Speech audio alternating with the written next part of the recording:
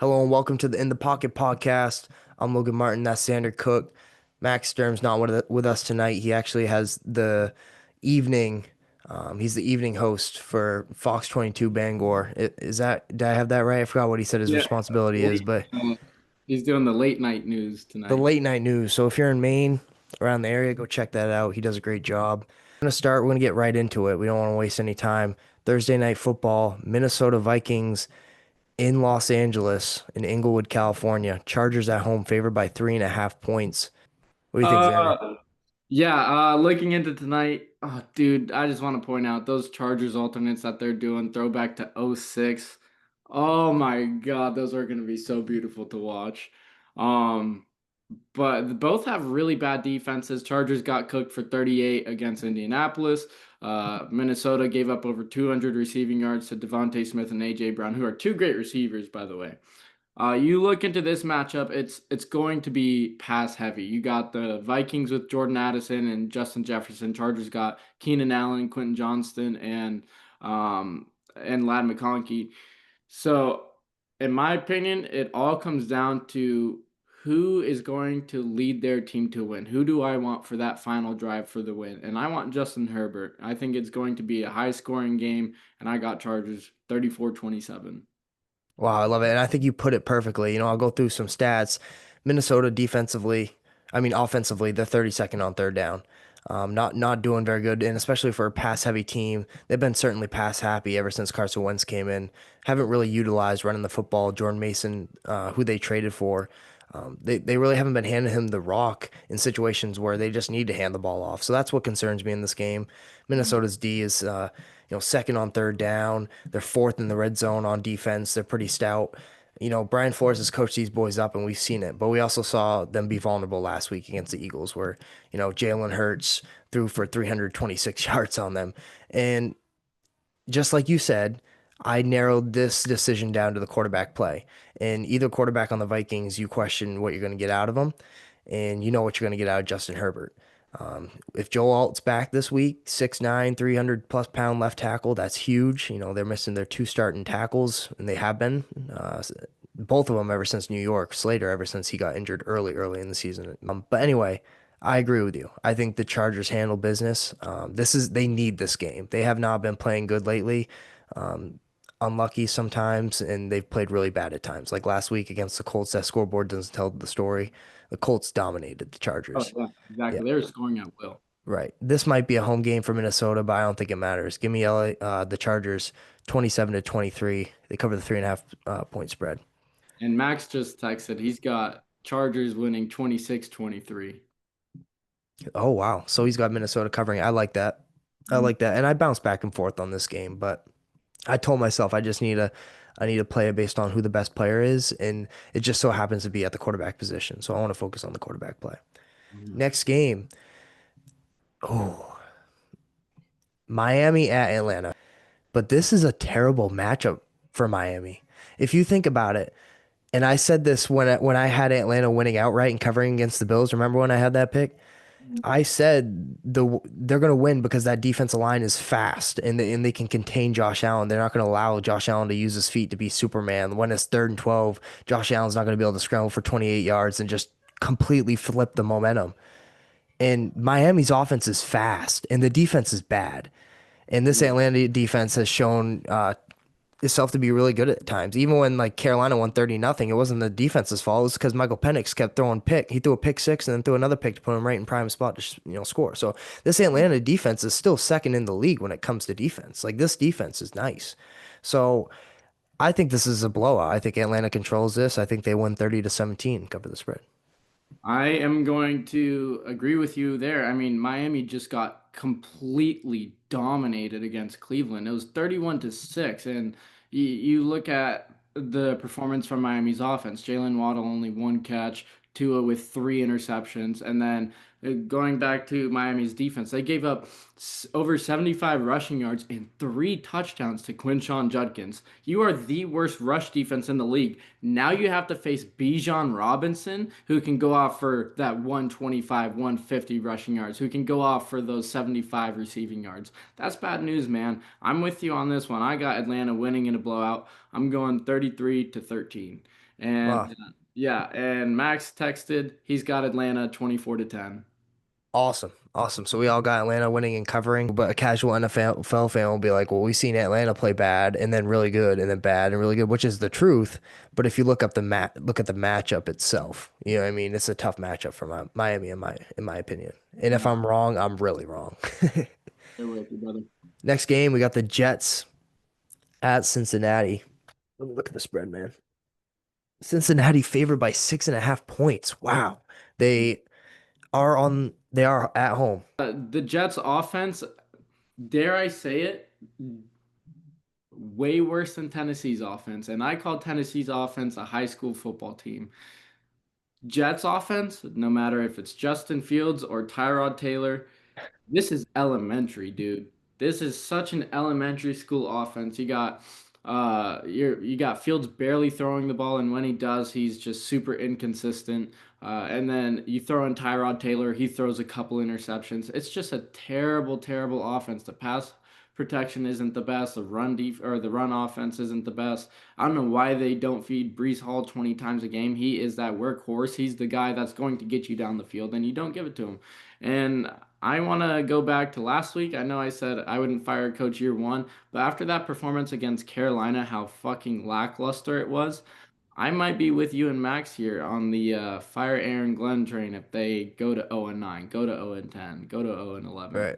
And I'm scheduling this as a loss. You're going into Cincinnati. It's Joe Flacco who just diced up Pittsburgh defense over 340 yards, 3 touchdowns. Now you're playing against the Jets defense who is worse than Pittsburgh. It's gonna be more of the same. And I got Cleveland or Cincinnati winning this one. I'm gonna go 34-10. Oh wow. You got him handling business. Do you know what Max has on this? He just texted something 20 to Cincinnati at 10 New York. Cincy. He's on who? You said 20-10 Cincy. So he's got Cincy covering. Let me see. In the 6.5 point spread. So you guys both got Cincinnati. I'm on the other side. Okay. And hear me out. No quarterback has gone off against this Jets defense. I know I've given it shit in the past because Steve Wilkes and I mean, uh Dak did. how but I don't know if they handed play call duties over to Aaron Gled, but let me tell you, these last couple games, this Jets defense has looked good. They looked really good against the Broncos. The Broncos running game's been pretty all right all year. All right. Yeah, but like they were like stopping them 3 yards, hitting them 3 yards behind the line of scrimmage. Like they're flying around. Tyrod Taylor, in my opinion, is a better thrower of the football. I don't even think I need to say in my opinion. I think that's a fact. And this offense will function better with him. But the problem is they're a top five rushing offense. Does that continue with Tyrod at quarterback? Probably not. Not. So was it the right decision to bench Fields? In my opinion, yes. I think we got to give Tyrod Taylor a shot, especially when you have this roster and you haven't won a game yet. This is a sleepy spot for the Bengals, man. You're now on the road. You just played Pittsburgh, who I think you won because you're at home. I think that gave you guys a big advantage. Now you're at home against the Jets, not a divisional matchup. It's not as much of a focus spot, but you still got to get the win. I just think Jets hang in this one, man. Give me Cincinnati 23-20. I just think Actually, yeah, yeah. Honestly, the way you're just spitting, you got me contemplating my pick, and I want to switch it up because I think I'm giving Cincy too much credit right. defensively. I'm giving the Jets not enough credit defensively. You have mentioned that they stepped it up 2 weeks, the past 2 weeks, and they have. They did look really good against Denver. They looked especially good against Carolina. So I'm gonna switch up my pick. I'm gonna go 24-16 with Cincy winning. But you still have them covering. Yeah, yeah. I still Yeah, have them okay. covering, but I think they Okay. score less and Jets score a little bit more. Okay. Respect.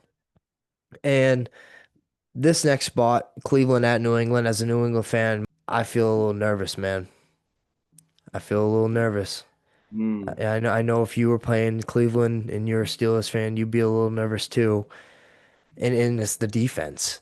And I've seen situations. Obviously, the Patriots played great all year. I mean, yeah, all year. If you sum it up all year, they played great. But if you're talking like the start of the season when they played Pittsburgh, who's a gritty defense and like kind of a sneaky gritty defense in that spot, Steelers took advantage of that. New England fumbled all over the place at home, and you saw what that did to the momentum. Even though they played great offensively, they couldn't win it because they couldn't hold on to the football, and they let that get to their heads. I'm scared that's going to happen in this game. But what gives me hope is Mike Vrabel was on the staff of Cleveland last year. He knows this Cleveland team a little bit. And I really feel like if we can stop Quinshon Judkins, we're good. I don't think their pass game's a threat. I think their run game's a threat. If we can stop Quinshon, we're going to be all right. This defense is going to be all right. So I got New England winning a slow, methodical, strategic, just got to get the win game. They cover though 24 to 10. Mm, mm. Yeah, I like it, man. I like it. Mike Vrabel is a much better coach, in my opinion. You play teams that are less than you, which would be Carolina. You blow them out 42 to 13. You played Tennessee. You beat them, what, 34 to 13. And now you're playing against the Browns. I think you guys handle business again. It might look like a sloppy first half, but that second half is when you guys start to turn it up. And I got Patriots 24 to 13. Okay. So we almost had it right on the spot, the exact same score. And I will say the one thing that scares me, if you watched that Tennessee game last week, Patriots fell behind quick, but they're able to respond right back and they were able to score a lot of points unanswered. Can they do this against the Browns? I don't know. They haven't been back home in 3 games, first time back in New England. So I think the fans are going to be jumping. First time we're talking about the Patriots being a top five, maybe team, maybe a top five team in a few years. And we're spoiled as Patriots fans. But I'm Yeah. just lucky to be back in the hunt, hopefully. And It's looking like it. Max just texted. He goes 1914 New England. Ooh, so he's got Cincinnati covering. Cleveland I mean, covering. Cleveland covering. He's got Cleveland covering, so he's on the opposite side. What other one was he on the opposite side with? Minnesota. Okay. So he's standing on an island, 10 toes, holding Mm-hmm. on to the sand. Next game, we got New York Giants in Philadelphia. Philadelphia favored by 7.5 points. The thing is, New York Giants at home beat Philadelphia early in the season, stunned them, and kind of started a little bit of a spiral for the Philadelphia Eagles for a couple weeks. But the Eagles get back on track last week against a decent, pretty solid Minnesota team. They throw all over the place. But the thing is Saquon Barkley is Still not good. 37th something in the league with 3.3 yards per carry out of 38 backs. Like that's horrible. And I know the Also offensive not line getting. isn't as good, but yeah, Giants fumbled that one in Denver, man. They Oh, fumbled it. Up 19-0, we talked about in the recap. Unfortunately, it ran out of storage, so we weren't able to upload it. They fumbled that game, and I can see how this can roll on over into this matchup, especially on the road against in Philadelphia, where you already won the first game. Vic Fangio was praising Jackson Dart and talking to the media, and he's going to be focused for Jackson Dart. He's not going to let this slide. He knows what Jackson Dart's capable of because of his energy and what the spark he adds to the team. But can Jalen Hurts throw for 300 yards back to back? Don't know. We don't know because we've seen very good, we've seen very bad, and we've also seen where they refuse to throw the football this season. So, if I was a Philadelphia fan, I'd be wicked uncomfortable, but I'd be comfortable knowing that we've already lost one game to these boys, and it's a divisional game. We're back home. We have to get right. 7.5 points is a lot. I think this is a 23-20 game by Philadelphia in the fourth quarter, and they score a late touchdown. They win this 30-20 and cover the spread. Philadelphia. yeah, I like it, man. You hit the nail on the head with this one. It's in Philadelphia. They already lost to the Giants. Giants uh let the Denver game out of their hands, and it was one of those where it's like, how the hell does that even happen, you know? So now they're on the road against a division opponent that they already beat. Maybe that rolls over into this week, or maybe they just starting to lack a little bit of confidence after that last game. It's going to be tough for the Giants to win in Philadelphia. I don't remember the last time they've done it. It's been a while. It has been a while, and honestly, after last week, maybe that Eagles pass team is starting to rebound a little bit, show a little bit of confidence there. And I like Philly in this matchup. I can't go against Philly at home to the Giants. I'm going Eagles 34 to 23. I like it. You have them by 11. I have them by 10, both covering. But We got Max's team, Buffalo in Carolina. Here's the thing. Let me paint the picture. Sean McDermott, 8-0 all time after a bye week. Okay. This is a focus spot for Buffalo. You lose at home against New England, and then you lose to Atlanta. Okay. Two Mhm. games where the public thought you were going to win the game comfortably, but you didn't. Is this a spot where they get back on track? Do you want to lead this one off? Oh, by the way, Max just texted 31-17 Eagles. Okay. 31-17 Eagles. I'll add that in. I'll edit it. Go ahead. And then I'll let you know Max's score for this game after. Yeah, no, let me Bill Max just typed. He's at work. He just said Buffalo by a million and then texted 34-16. So he's got Buffalo winning and covering. I yeah, go ahead, Matt. Go ahead, Xander. What do you think, man? I think this is where Buffalo gets on track record-wise. I don't know if they get on track team-wise. This is going to be a much closer game than I think people are gonna think. You got Buffalo, who's been one of the top teams in the league. Carolina hasn't been that good. They're surprising people this season, but I think there's still doubt for this Carolina team, especially against this Buffalo unit. But honestly, in my opinion, I think there might be a little bit bigger doubt in this Buffalo team than this Carolina unit. Those two losses have been bad losses. Losing to Drake May 23-20 at home. You get manhandled by Atlanta in Atlanta. And now you're on the road to Carolina, and Carolina's run defense has looked freaking solid. Their pass defense is starting to improve. I think this is going to be a much closer game than many will anticipate. I think it's going to be like 13-10 in the fourth quarter, and then Buffalo scores a touchdown late minute drive. So I'm going Buffalo 20-10. I like it. 2010.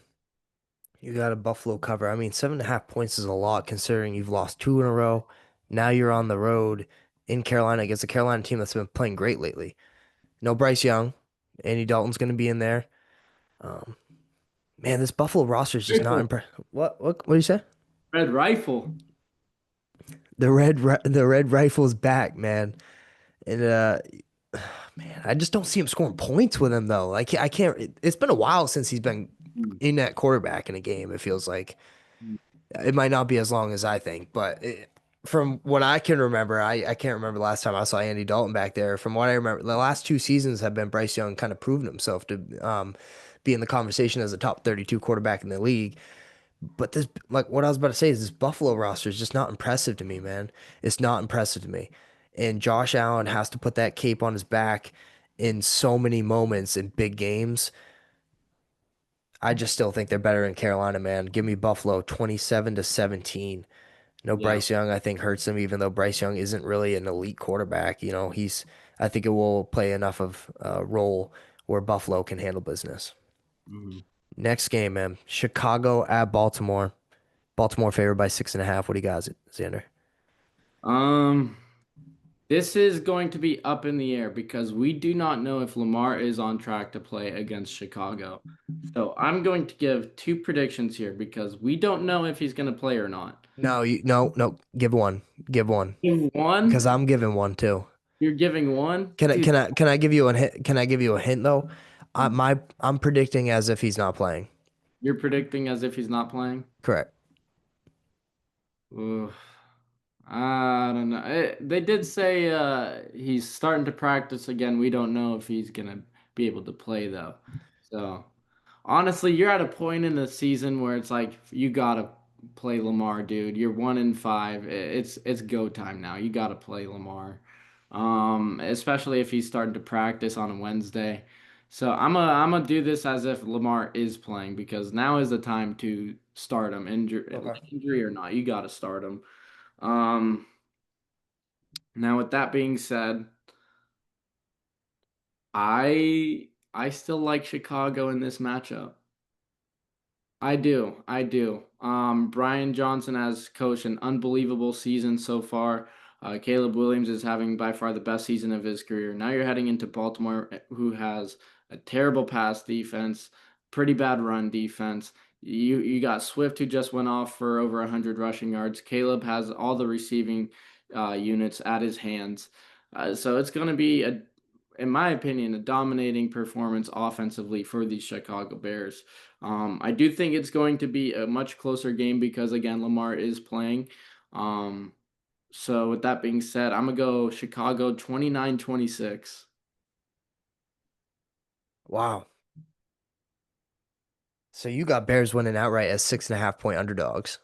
Hmm. And I'm gonna tell you And why, and I'm gonna explain why you're a freaking genius, man. I'm gonna explain why you're a freaking genius. You have to pick this game as if Lamar's not playing. I know you said they're gonna pick it because he's been practicing. He's been limited in practice, and if you're a football player, you know limited in practice means you're doing stretches and probably a couple light jogs with no contact, and then you're done. You're done for the rest of practice. That's what limited means. And he's got a hamstring issue. Okay. What bugged me last week, or not even, it wasn't even a week ago, when Buccaneers just played the Lions, man, prime time. Mhm. Everyone had Mike Evans prop. And I'm thinking in the back of my head, you guys are insane. You guys are insane. Why would you pick any player prop with a guy going through a hamstring injury? Have you ever experienced a hamstring injury? Have you ever known someone who experienced a hamstring injury? I pulled my hamstring senior year track, and I'll tell you what, every time I went up there to long jump again, and because it was my senior year, last sport of high school career ever, I'm just trying to thug it out and trying to be healthy. I pulled that thing every single time I tried to long jump in practice. That thing you just don't know when you're 100%. You can't bank on a guy with a hammy injury. It's proven time and time again. Now Mike Evans is out for the rest of the year. So you can't pick this game as if Lamar is going to play. They're 1-4 with Lamar Jackson. So all of a sudden you're talking about a game that probably Chicago's favored if Lamar's not playing. And now you're saying he's worth 6.5 points with a hamstring injury? Get the frick out of here. No way. Chicago's winning this game 28-24. You're Hmm. genius. Hmm. Genius. I agree. I agree. And uh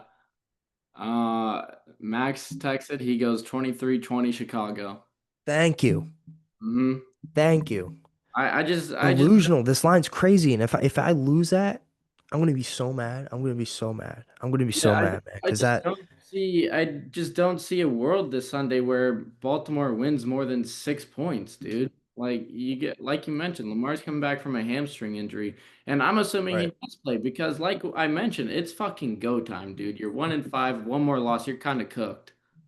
But you also have to consider, man, I feel like he's been talking like in trade conversations in like future trade conversations. He's been brought up in it just with him being unhappy and just how this year has Dude, unfolded. I I think mean, it's a bunch of media talk, but at the same time, I wouldn't see why he wouldn't want to leave. Like it's been the same thing every single year. He hasn't had a pro ball wide receiver to throw to ever since he came in. And I mean, a guy like who's in his prime, like can get you 100 yards a game. He's never had that option. Mark Andrews has always been a top two option for him. That's not an option. it's not a recipe for success No. unless you got a fucking team that can actually win you games. Baltimore just doesn't have the defense. Have they had a defense? Yes, they could definitely win the games with Mark Andrews as a number two option. Chiefs did it with Travis Kelce plenty of Right. times because they had the defense to back up that offensive production. 100%. 100%. And the next game we got San Francisco in Houston. San Francisco on a short week traveling, which makes it even worse. Houston's favored by 1.5, and I think that might be why, just the travel and time of preparation San Francisco gets. But this Houston offense, man, this thing, they're dysfunctional. And with Nico Collins questionable, not even know if he's going to play in this game. Like, what are they going to do, man? Like CJ Stroud, he can throw the football. Like he is very capable of throwing a nice ball and getting it to the guys, but no one's been healthy on this team for the last year and a half, it feels like. And when your only offensive threat is questionable, and I don't trust anyone other than Dalton Schultz behind him. I don't even think their running game's horrible. The offensive line is average at very best. That's generous. Man, this line's wrong. San Francisco is going to come in and just handle business. Robert Saleh just coached up a bunch of rookies. That was a home game. But either way, they had a bunch of rookies, man, against Michael Penix coming off a red hot win against Buffalo, man. I don't care if you're home or on the road. Robert Saleh coached up a bunch of young guys on defense to just swarm the football and just create havoc. And I think they're going to do the same thing here. 49ers 20-14. Yeah, the more I wanted to take Houston just because that I defense did too. is outstanding, and I mean, I'll always I always like CJ Stroud. I think he can absolutely be that guy. He's thrown some of the most beautiful balls I've ever seen in my life. But fuck, dude, that offense is tragic. It is. It It's is horrible. so It's horrible. It's tragic, bad to dude. watch. And it was bad last year. It's even worse this year. And now you're playing a San Francisco team. Yeah, they don't have Bosa. Yeah, they don't have Fred Warner. It doesn't matter. It is next man up mentality, and that's what Saleh has preached in that locker room. Next man up mentality. Go out there and All fucking right. win. And I gotta give it to San Fran here. I mean, that is such a well-coached team. It doesn't matter how many guys you've lost this season. They are winning games, whether it's Brock Purdy, whether it's Mac Jones, whether Fred Warner is in or out, whether Nick Bosa is in or out. They just win. All right. And I like San Fran in this matchup 20-17. I like it. And Max just texted 27-24 San Fran. Awesome. Wow. We're agreeing on a lot of these. Mhm. It's Um, kind of scary, dude. yeah, I mean, there's been a couple disagreements, but not necessarily towards the spread. But yeah, Tampa Bay at New Orleans. I feel like this is going to be the first disagreement for us. I don't like this game for the Buccaneers, and the offense looked horrible in Detroit. Detroit was banged up in the secondary. It didn't matter. Mike Evans is out for the year. You know, uh, Chris Godwin and Bucky Irving, like their injuries aren't even being discussed. Like that makes you worry as a fan. Like they're not even talking about it. Like they've been week to week for weeks now. Mhm. So nothing's really being discussed about that. Baker Mayfield's hobbling around, like the amount of hits he takes in every single game, I wouldn't be surprised if he's, really, really hurting right now or like after the game. Like it's taken a toll on his body, man. This is a divisional matchup with the Saints team who's played really good teams tight. Like New England was favored by 3.5 points, and they Saints lost by 6 points. Like you'd think that would be a 7 point spread, but no, it wasn't. Like they expected New Orleans to hang with a good team, and they've hanged with the Bills. They've hung with the Bills, and I think they're gonna hang with Tampa Bay. I just think Tampa Bay's banged up. They're banged up on the offensive line. Like I trust the defense, but I also trust New Orleans Saints offense. I think Chris Olave and Shaheed are good options when you have a quarterback who has all of a sudden been proven as a starting quarterback because Kellen Moore came in and knew how to coach him. Spencer Rattler. We're talking about a guy who got benched in college and like fans were booing him. He went from a top draft pick to like not even going to be drafted. And Kellen Moore has taken the reins and just like made something out of nothing. And, Mhm. I know the Saints have won one game, but have they played like they won one game? No, absolutely No. not. And I think this is a trap game for Tampa Bay. I think they find a way to get it done if Baker Mayfield stays in for the whole game. But I think New Orleans covers. Tampa Bay wins 24-20. So there is going to be a disagreement here, but it ain't going to be from me. Like you mentioned, New Orleans has not played like a one-win team. They have hung around with these top dogs so far this season. And for most of the game, and the score, yeah, it might be like a 12-point loss against Buffalo, but it really didn't feel Feel like like it. No. loss. No. They hung around with Arizona and lost by a touchdown. They've hung around with some other teams. And I think missing Mike Evans, he just got dominated against Detroit. Um, New Orleans is going to stick around in this game for sure. But Baker Mayfield, he's such a dog, dude, and I don't care if he gets a lingering injury or not. That dude's gonna fucking play. He's a lot like Matthew Stafford, and when you watch him play, if he does get an injury, he's gonna want to be in that game and still throw that perfect spiral to his guy. I think Baker has a solid game. I think he stays in the game, and I got Bucks winning 27-20. That's not the disagreement. You and I are close in prediction here. We got the same team winning. Max just texted. He does have Buccaneers winning, but he's got them 34-14. Wow. So you got Bucks handling business. He has Bucks handling business. All right. I mean, that's crazy. I mean, I almost thought about picking New Orleans to win. But no, I think Tampa Bay is going to win. I mean, I said I thought about it, but it was like one of those like usually in It's games like this you don't even think about it, but I thought about it for a second and then talked myself out and of it. Like, rightfully no, so. Tampa Bay's got to find a way. No, yeah, rightfully so after that performance Monday. But my thinking here to They're keep just banged up. That's what scares me, man. my thinking here against Tampa is that Detroit Yeah, their defense was banged up. They were missing most of their secondary, but that front line was getting to Baker at will. They have such a dominating pass rush, and New Orleans doesn't have that compared to Detroit. And that's why I'm picking Tampa in this one. Well, I wonder if there's something on tape that you can take from that Lions game, knowing that they didn't have much of their starting defensive backs in the game. Like they did something schematically that worked. It was Um, that pass rush. They were getting to Baker within seconds. right.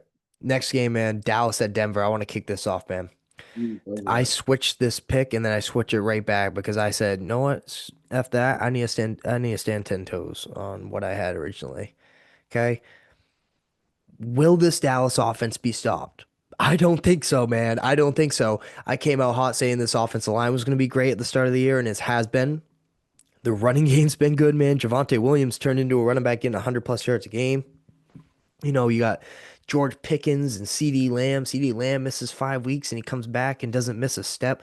George Pickens, while CD's out, turns into a superstar. Like everything for Dallas offensively is clicking and just panned out the way the bet in the best case scenario. Mm. And but you're also going up against the best defense. I mean, not the best defense, but a top five defense in the league in Denver, and you're in Mile High Stadium. Dallas is going to kick a game-winning field goal and win this. Ooh. They're going to win this game. And I know the Dallas defense is bad, very bad, but I'm not this Broncos team is just so freaking lucky, man. 3+ weeks now, like it's been luck. You know what I mean? Like I don't know if they necessarily would have lost all those games, but I think they could have lost at least one of them, maybe two of them. I mean, yeah, that Giants game, they were gifted an interception in that Oh my final. goodness. And I want to talk to you about that game off record, and then maybe I'll share it eventually.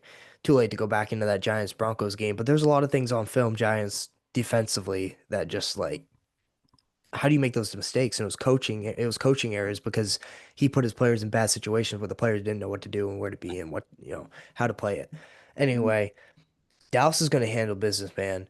This Denver's offense it's underwhelming. It's underwhelming, and they've flipped the switch late 2 games in a row.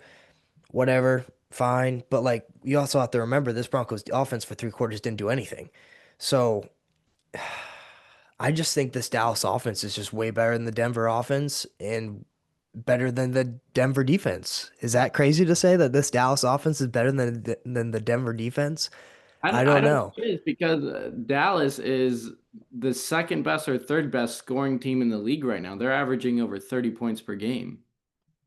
Right, right, 100%, dude. And Dak Prescott's playing like an MVP, Mhm.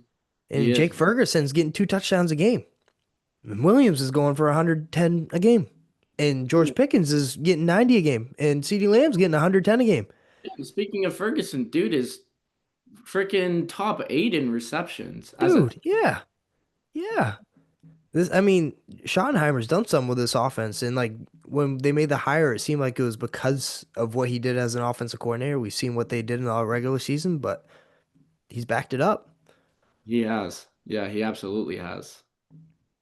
Who do you have in this one? What's your score? You said I Dallas kicking I a said, game on field goal. yeah, they're gonna kick a game-winning field goal and win this one 28-27. Ooh, 28-27. See, this is the toughest. This is going to be game of the week. This is game of the week, in my opinion, or at least close to it.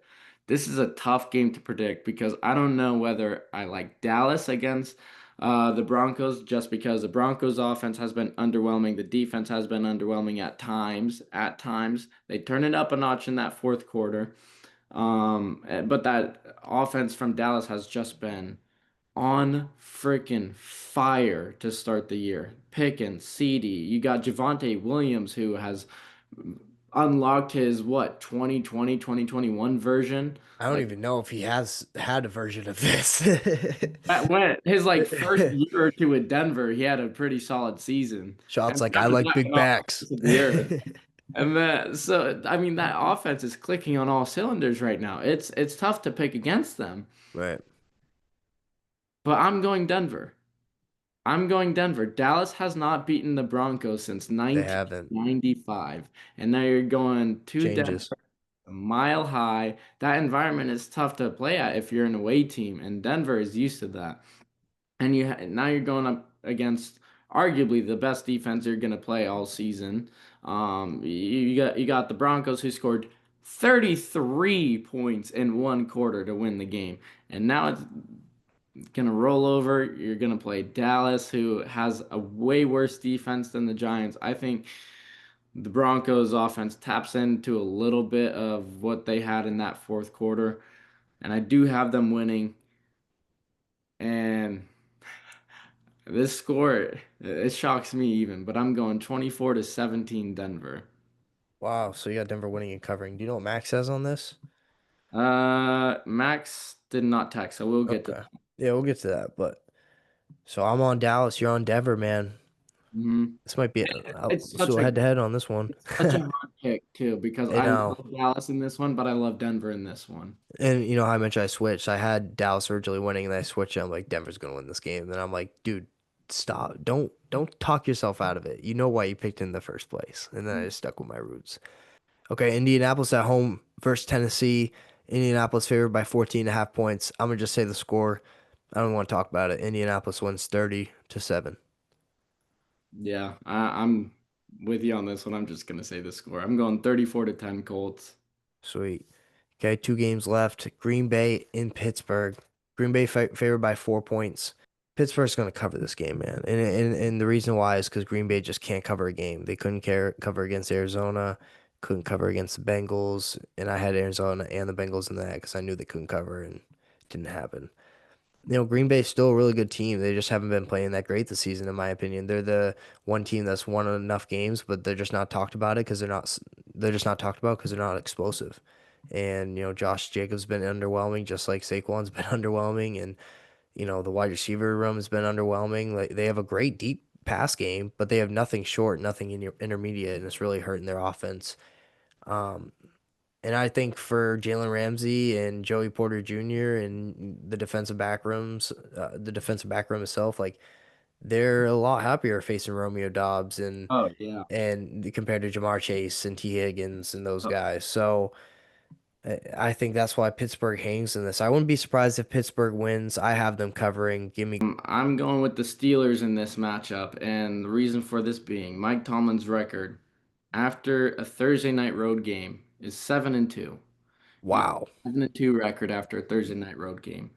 Steelers statistically under him against an inferior opponent, they play like ass. They either lose or they barely freaking win.